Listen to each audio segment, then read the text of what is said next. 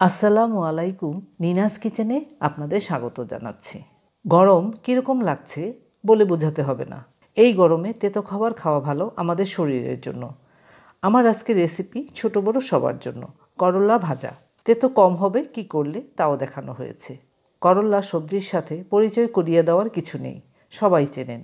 তবে অনেকেই উচ্ছে আর করলা কোনটি তা বুঝতে পারেন না। উচ্ছে হলো ছোটোগুলো আর করলা হলো বড়গুলো। আজ আমি করলার রেসিপি দেখাচ্ছি। করলা মাঝে টুকরো করে দিলাম, আবারও কেটে নিচ্ছি আধা ইঞ্চি করে। কেটে নিয়েছি করলা।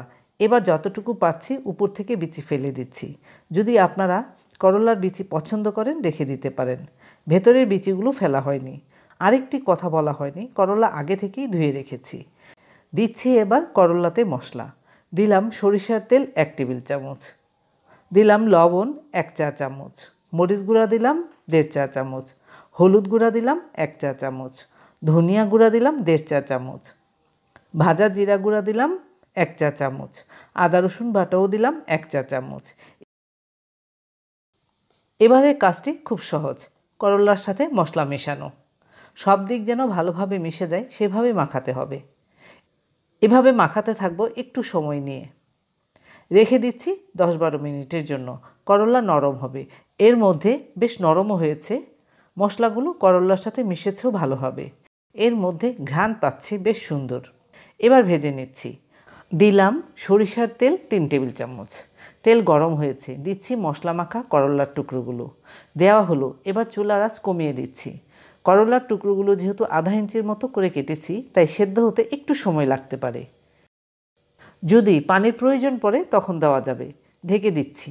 বন্ধুরা, ঢাকনা ঘেমে পানি পড়েছে করলাতে, দেখতে পাচ্ছি। 3-4 মিনিট পর ফিরলাম।